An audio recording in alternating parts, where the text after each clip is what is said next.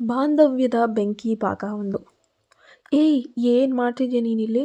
ಆರಂಭದಲ್ಲಿ ಮದುವೆಗೆ ಸಮ್ಮತಿ ಕೊಟ್ಟು ಈಗ ತಾಳಿ ಕಟ್ಟೋ ಕ್ಷಣ ಹತ್ರ ಬಂದಾಗ ಈ ಮದುವೆ ನನಗೆ ಬೇಡ ಅಂತ ಹಠ ಹಿಡಿದ್ರೆ ಹೇಗೆ? ಮಂಟಪದಲ್ಲಿ ನೂರಾರು ಜನ ಇದ್ದಾರೆ. ಬೇಗ ನಿನ್ನ ಮದುವೆ ಶೇರ್ವಾನಿ ಬದಲಾಯಿಸಿ ಸಿದ್ಧನಾಗು. ತಾಯಿ ರತ್ನಮ್ಮ ಕೋಪದಿಂದ ಅಬ್ಬರಿಸ್ತಾ ಇದ್ರು. ಆದರೆ ಕೋಣೆಯ ಮೂಲೆಯಲ್ಲಿ ನಿಂತಿದ್ದ ಆದಿತ್ಯ ಮಾತ್ರ ಕಲ್ಲಿನ ಮೂರ್ತಿಯಂತೆ ಮೌನವಾಗಿದ್ದ. ಅವನ ಕಣ್ಣುಗಳಲ್ಲಿ ವಿವರಿಸಲಾಗದ ಶೂನ್ಯತೆ ಆವರಿಸಿತ್ತು. ಅಷ್ಟರಲ್ಲಿ ಕೋಣೆಯೊಳಗೆ ಓಡೋಡಿ ಬಂದ ತಮ್ಮ ಅಭಿ ಆದಿತ್ಯನ ಕೈಗಳನ್ನು ಹಿಡ್ಕೊಂಡು ಬೇಡಿಕೊಳ್ಳುವ ಧ್ವನಿಯಲ್ಲಿ ಹೇಳ್ದ, ಅಣ್ಣ, ದಯವಿಟ್ಟು ಅರ್ಥ ಮಾಡ್ಕೊ. ಮದುವೆ ಸಮಯ ಮೀರಿ ಹೋಗ್ತಿದೆ. ನಿನ್ನ ಮುಂದೆ ವಧುವಿನ ಹೆಸರು ಮರೆಮಾಚಿದ್ದು ತಪ್ಪು ನಿಜ. ಆದರೆ ನಿರ್ಧಾರ ಯಾರಿಗಾಗಿ ತಗೊಂಡಿದ್ದು ಅಂತ ನಿನಗೂ ಗೊತ್ತಿಲ್ವಾ? ಈ ಮದುವೆ ನಡೀತಿರೋದು ನಿನಗಾಗಿ ಅಲ್ಲ, ಆ ಇಬ್ಬರು ಹಸುಗೂಸುಗಳಿಗಾಗಿ. ದಯವಿಟ್ಟು ಬಟ್ಟೆ ಬದಲಾಯಿಸ್ಕೊ. ಕೆಳಗೆ ಬಾ ಅಣ್ಣ. ಈಗ ಆದಿತ್ಯನಿಗೆ ಬೇರೆ ದಾರಿಯೇ ಇರಲಿಲ್ಲ. ತನಗೆ ಮದುವೆ ಬೇಡ ಅಂತ ಹಠ ಹಿಡಿದು ಕುಳಿತುಕೊಳ್ಳುವಂತಹ ಸಂದರ್ಭವೂ ಅದಾಗಿರಲಿಲ್ಲ. ಎದೆ ಭಾರದಿಂದಲೇ ಮದುವೆಯ ಡ್ರೆಸ್ಸನ್ನು ಧರಿಸ್ತಾ ಇದ್ದಾನೆ. ಮಂಟಪದ ಕಡೆಗೆ ಹೆಜ್ಜೆಯನ್ನು ಹಾಕಿ ಬಿಟ್ಟ. ಮಂಟಪದ ಮೇಲಿನ ಮೌನ ಯುದ್ಧ ಶಾಸ್ತ್ರಗಳು ಒಂದೊಂದಾಗಿಯೇ ಜೀವ ಹಿಂಡುವಂತೆ ಆರಂಭವಾದವು. ಪುರೋಹಿತರು ಮಂತ್ರ ಪಠಣೆಗಳನ್ನು ಜೋರು ಜೋರಾಗಿ ಪಠಿಸುತ್ತಾ ಹೋಮದ ಕುಂಡಕ್ಕೆ ಆಹುತಿಯನ್ನು ಹಾಕ್ತಾನೆ ಇದ್ರು. ಆದರೆ ಆದಿತ್ಯನ ಗಮನವೆಲ್ಲ ಮಂಟಪದ ಪಕ್ಕದಲ್ಲಿ ಕುಳಿತಿರುವಂತಹ ಆ 2 ಮುಗ್ಧ ಜೀವಗಳ ಮೇಲೆ ಮಾತ್ರ ಇತ್ತು. ಅವನ 8 ತಿಂಗಳ ಪುಟಾಣಿ ಮಗಳು ಅನನ್ಯ ಯಾರದೋ ತೋಳಲ್ಲಿ ಆಟವಾಡ್ತಾ ಇದ್ಲು. ಆ ಮಗುವಿನ ತಾಯಿಯ ಬೆಚ್ಚಗಿನ ಅಪ್ಪುಗೆ ಅಗತ್ಯವಿತ್ತು. ಮತ್ತೊಂದೆಡೆ ಮಂಟಪದ ಮತ್ತೊಂದು ಬದಿಯಲ್ಲಿ ನಿಂತಿದ್ದ 2 ವರ್ಷದ ಮುದ್ದು ಕಂದ ಅದ್ವಿಕ್. ಆ ಮಗುವಿಗೂ ಒಬ್ಬ ತಂದೆಯ ಆಸರೆ ಬೇಕಿತ್ತು. ಈ ಇಬ್ಬರು ಅನಾಥ ಕಂದಮ್ಮಗಳ ಭವಿಷ್ಯಕ್ಕಾಗಿ ಮಾತ್ರ ಆದಿತ್ಯ ಈ ಮದುವೆಗೆ ಒಪ್ಕೊಂಡಿದ್ದ. ಆದರೆ ತನ್ನ ಜೀವನದಲ್ಲಿ ಇಂತಹದ್ದೊಂದು ತಿರುವು ಸಿಗ್ತದೆ, ಇನ್ನೊಬ್ಬಳನ್ನು ತನ್ನ ಹೆಂಡತಿಯ ಸ್ಥಾನದಲ್ಲಿ ಕೂರಿಸಬೇಕಾಗ್ತದೆ ಅಂತ ಅವನು ಕನಸು ಮನಸ್ಸಿನಲ್ಲೂ ಎಂದಿಗೂ ಕೂಡ ಭಾವಿಸಿರಲಿಲ್ಲ. ಅಷ್ಟರಲ್ಲಿ ಆ ಪುರೋಹಿತರು ಧ್ವನಿ ಮಂಟಪದಲ್ಲಿ ಮಾರ್ಧ್ವನಿಸ್ತಿತ್ತು. ಸಮಯವಾಯಿತು, ವಧುವನ್ನು ಬೇಗ ಕರೆತನ್ನಿ. ಎದುರಾದ ಘೋರ ಸತ್ಯ. ಆದಿತ್ಯ ಮದುವೆಯ ಹಿಂದಿನ ದಿನವಷ್ಟೇ ಹೈದರಾಬಾದ್ನಿಂದ ನೇರವಾಗಿ ಕಲ್ಯಾಣ ಮಂಟಪಕ್ಕೆ ಬಂದು ಇಳಿದಿದ್ದ. ಹುಡುಗಿ ಯಾರು, ಹೇಗಿದ್ದಾಳೆ, ಅವಳ ಹಿನ್ನೆಲೆ ಆದರೂ ಏನೋ ಯಾವುದನ್ನು ಕೇಳುವಷ್ಟು ಮನಸ್ಥಿತಿ, ಆಸೆ ಅವನಿಗೆ ಇರಲಿಲ್ಲ. ತಲೆ ತುಂಬ ಬರೀ ಕತ್ತಲೆ ಮತ್ತು ತನ್ನ ಮಕ್ಕಳ ಭವಿಷ್ಯದ ಆತಂಕ, ತನ್ನ ಮುಂದಿನ ಜೀವನ ಮಾತ್ರ ತುಂಬಿತ್ತು. ಈ ಕಡೆ ರೇಷ್ಮೆ ಸೀರೆಯನ್ನಿಟ್ಟು ಆಭರಣಗಳಿಂದ ಕಂಗೊಳಿಸ್ತಾ ಮುಖದ ಮೇಲೆ ತೆಳುವಾದ ಮುಸುಕನ್ನು ಹಾಕ್ಕೊಂಡು ವಧು ವೇದಿಕೆಯತ್ತ ಹೆಜ್ಜೆಯನ್ನು ಹಾಕಿದ್ಲು. ಅವಳು ಮಂಟಪದ ಮೇಲೆ ಬಂದು ಆದಿತ್ಯನ ಎದುರು ಕುಳಿತಾಗ ಈ ಕಡೆ ಪುರೋಹಿತರು ಪರದೆಯನ್ನು ಪಕ್ಕಕ್ಕೆ ಸರಿಸೋಕೆ ಹೇಳ್ತಾರೆ. ಆ ಕ್ಷಣ ಇಬ್ಬರ ಕಣ್ಣುಗಳು ಒಬ್ಬರನ್ನೊಬ್ಬರು ಒಂದನ್ನೊಂದು ಸಂಧಿಸಿದ ಆ ಒಂದು ಕ್ಷಣ ಇಡೀ ಜಗತ್ತೇ ಒಂದು ಕ್ಷಣ ಸ್ಟಕ್ ಆದಾಗೆ, ನಿಂತು ಹೋದಾಗೆ ಆಯಿತು. ಆದಿತ್ಯನ ಕಾಲ ಕೆಳಗಿನ ಭೂಮಿ ಒಂದೇ ಕ್ಷಣ ಕುಸಿದೇ ಹೋಯಿತು. ಆದಿತ್ಯನ ಎದುರು ತನ್ನ ಹೆಂಡತಿಯಾಗಬೇಕು ಅಂತ ವಧುವಾಗಿ ನಿಂತಿದ್ದವಳು ಬೇರೆ ಯಾರೂ ಅಲ್ಲ, ಅಹಲ್ಯ. ಆದಿತ್ಯನನ್ನ ಕಂಡ ತಕ್ಷಣ ಅಹಲ್ಯಾಳ ಎದೆ ದಸಕ್ಕನೆ ಬಿತ್ತು. ಹೃದಯ ನೂರಾರು ಚೂರುಗಳಾಗಿ ಹೊಡೆದು ಹೋದ ಅನುಭವ. ಕಣ್ಣಲ್ಲಿ ಅಪಘಾತ, ಆಘಾತ, ನೋವಿನ ಕಣ್ಣೀರು ಕೆನ್ನೆಯ ಮೇಲೆ ಆ ಕ್ಷಣವೇ ಜಾರೋಕೆ ಶುರು ಮಾಡ್ತು.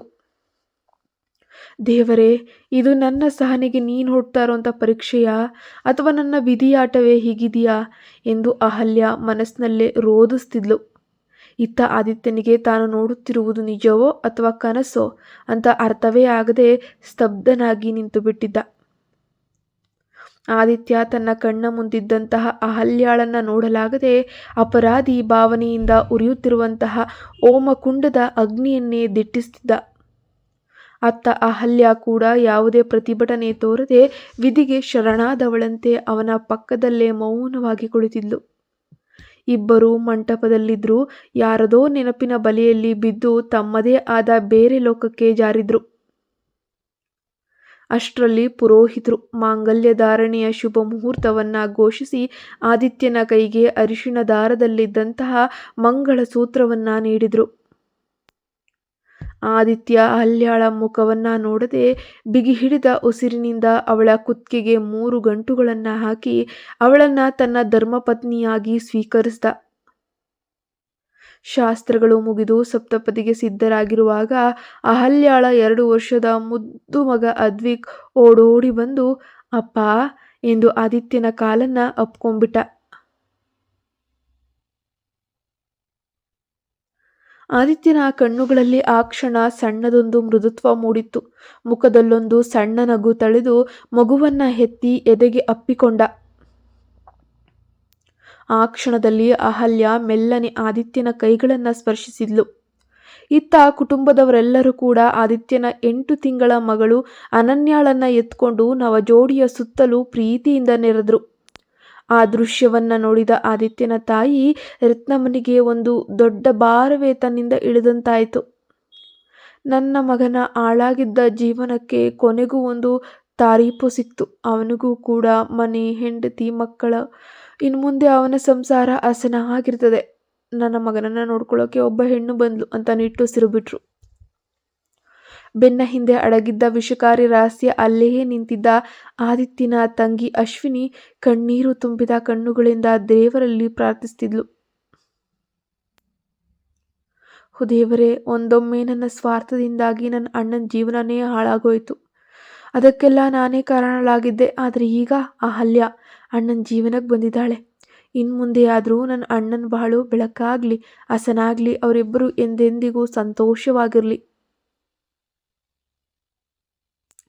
ಆದರೆ ಅಶ್ವಿನಿಯ ಬೆನ್ನ ಹಿಂದೆ ಬಂದು ನಿಂತ ಅವಳ ಗಂಡ ಗಣೇಶ್ ಅವಳನ್ನ ಸಂಕುಚಿತ ದೃಷ್ಟಿಯಿಂದ ನೋಡುತ್ತಾ ಕಿವಿಯ ಹತ್ತಿರ ಮುಖ ತಂದು ಅತ್ಯಂತ ಕಠೋರವಾದ ಧ್ವನಿಯಲ್ಲಿ ಪಿಸುಗುಟ್ಟ.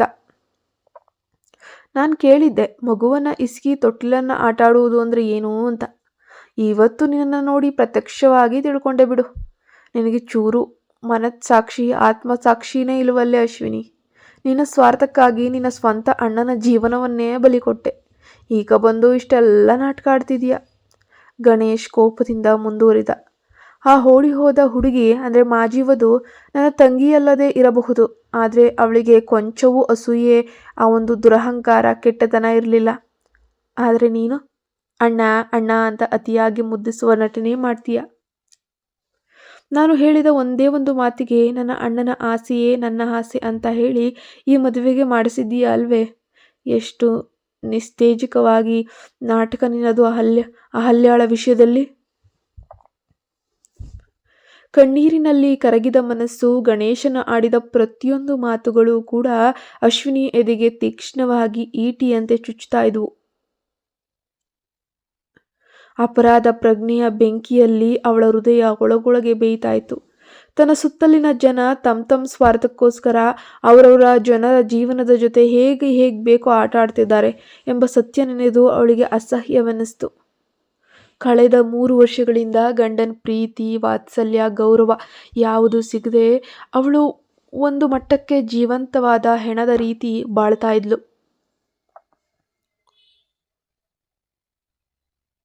ಗಣೇಶನ ಆ ಕೋಪದ ಕಣ್ಣುಗಳು ಕಳೆದು ಎಂದಾದ್ರೂ ತನ್ನ ಮೇಲೆ ಪ್ರೀತಿ, ವಾತ್ಸಲ್ಯದ ನೋಟ ಬೀರ್ತದೆಯೇ?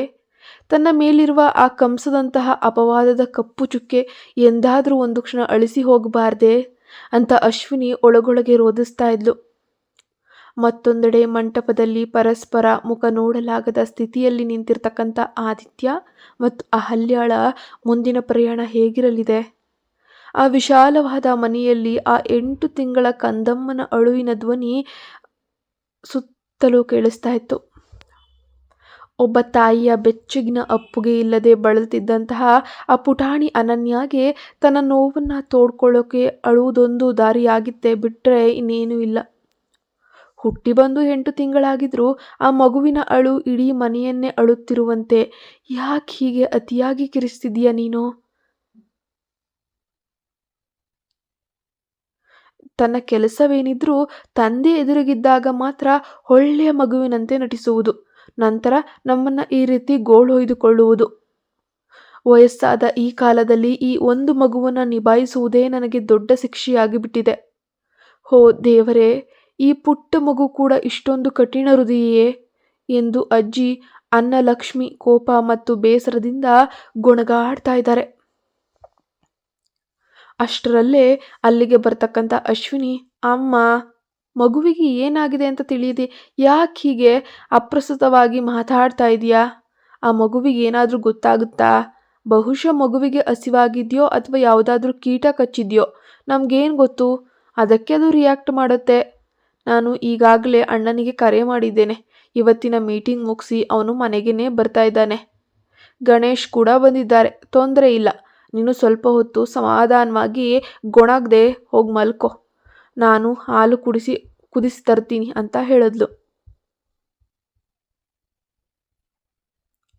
ಆಗ ಅಶ್ವಿನಿಯ ಮಗ ಮುದ್ದು ಕಂದ ಅನಿರುದ್ಧ್, ಅಮ್ಮ, ಹಾಲನ್ನು ನಾನೇ ತರ್ತೀನಿ ಎನ್ನುತ್ತಾ ಅಜ್ಜಿಯ ಕೈಗಳನ್ನು ಹಿಡಿದು ದುಃಖದಿಂದ ನೋಡಿದ್ದ. ಆದರೆ ಅನನ್ಯಾಳ ಅಳು ಮಾತ್ರ ಕಡಿಮೆನೇ ಆಗಲಿಲ್ಲ. ಇಡೀ ಮನೆ ನಡುಗುವಂತೆ ಜೋರಾಗಿ ಕೂಗ್ತಿದ್ಲು. ತಂದೆಯ ಸ್ಪರ್ಶ ಮತ್ತು ಚಿಮ್ಮಿದ ಪ್ರೀತಿ. ಅಷ್ಟರಲ್ಲಿ ಬಾಗಿಲ ಬಳಿ ಮಾ, ಬೇಬಿ ಎಂಬಂತಹ ಗಂಭೀರ ಧ್ವನಿ ಕೇಳಿಸ್ತು. ಇಷ್ಟು ಹೊತ್ತು ಆರ್ಭಟಿಸುತ್ತಿದ್ದಂತಹ ಮಗು ಕ್ಷಣಾರ್ಧದಲ್ಲೇ ಅಳುವುದನ್ನು ನಿಲ್ಲಿಸಿ ಸದ್ದಿಲ್ಲದೆ ಆ ಧ್ವನಿ ಬಂದತ್ತ ತಿರುಗಿ ನೋಡ್ತಾ ರಿಯಾಕ್ಟ್ ಮಾಡ್ತಾ ಇದೆ.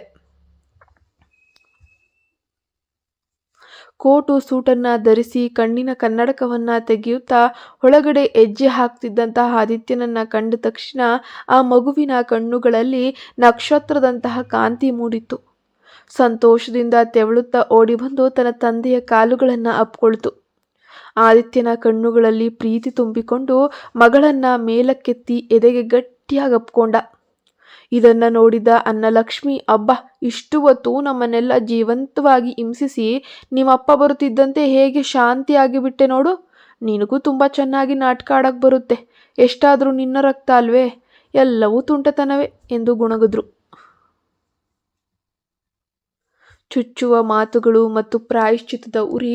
ಅಲ್ಲಿಯೇ ನಿಂತಿದ್ದ ಗಣೇಶ್ ಕಠೋರವಾದ ಧ್ವನಿಯಲ್ಲೇ ಅನ್ನಲಕ್ಷ್ಮಿಗೆ ಟಾಂಗ್ ನೀಡಿದ್ದ.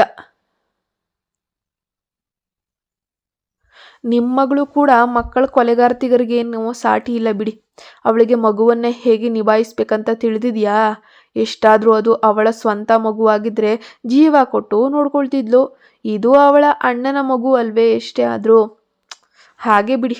ತನ್ನ ಸ್ವಾರ್ಥಕ್ಕಾಗಿ ಅಣ್ಣನಿಗೆ ದ್ರೋಹ ಮಾಡಿದ ಈ ತಂಗಿ ಈಗ ಅಣ್ಣನ ಮಗುವನ್ನು ಮಾತ್ರ ಯಾಕೆ ಶ್ರದ್ಧೆಯಿಂದ ನೋಡ್ಕೊಳ್ತಾಳೆ ಅಲ್ವಾ? ಎಲ್ಲವೂ ಬರೀ ನಟನೆ ಅಷ್ಟೆ. ಗಣೇಶು ಆಡಿದಂತಹ ಮಾತುಗಳು ಅನ್ನಲಕ್ಷ್ಮಿಯ ಕಿವಿಗೆ ಚಾವಟಿಯಿಂದ ಹೊಡೆದಂಗಾಗೋಯ್ತು. ಅಡುಗೆ ಮನೆಯಲ್ಲಿದ್ದ ಅಶ್ವಿನಿ ಗಂಡನ ಪ್ರತಿಯೊಂದು ಕಠಿಣ ಚುಚ್ಚು ಮಾತುಗಳನ್ನು ಒಳಗೊಳಗೆ ನುಂಗ್ಕೊಳ್ಳುತ್ತಾ ಹಾಲನ್ನು ಫೀಡಿಂಗ್ ಬಾಟಲಿಗೆ ಹಾಕ್ಕೊಂಡು ಹೊರಗೆ ತಂದ್ಲು. ಪಾಪ, ಅವಳ ಕಣ್ಣುಗಳಿಂದ ತಡೆಯಲಾಗದಂತಹ ಕಣ್ಣೀರು ಜಾರ್ತಿತ್ತು. ನಾವು ಈ ಮನೆಯಲ್ಲಿ ಯಾವುದೇ ಕೆಲಸ ಮಾಡೋದಿಲ್ಲ, ಆದರೆ ಇಲ್ಲಿ ಬಂದು ದಿನಪೂರ್ತಿ ದುಡಿತೀವಿ. ನಾವು ಮಾಡಿದ ಆ ಒಂದು ಪಾಪಕ್ಕೆ ಪ್ರಾಯಶ್ಚಿತವಾಗಿ ಈ ಅಪಮಾನಗಳನ್ನು ಸಹಿಸಿಕೊಳ್ಳೇಬೇಕು ಎಂದು ತನ್ನಷ್ಟಕ್ಕೆ ತಾನೇ ನೊಂದುಕೊಂಡ್ಳು. ತಂಗಿಯ ಕಣ್ಣೀರು ಮತ್ತು ಗಣೇಶನ ಕೊಂಕು ನುಡಿಗಳನ್ನು ಗಮನಿಸಿದಂತಹ ಆದಿತ್ಯನ ಮನಸ್ಸಿನಲ್ಲಿ ಸಾಲು ಸಾಲು ಪ್ರಶ್ನೆಗಳು ಮೂಡತೊಡಗಿದ್ವು.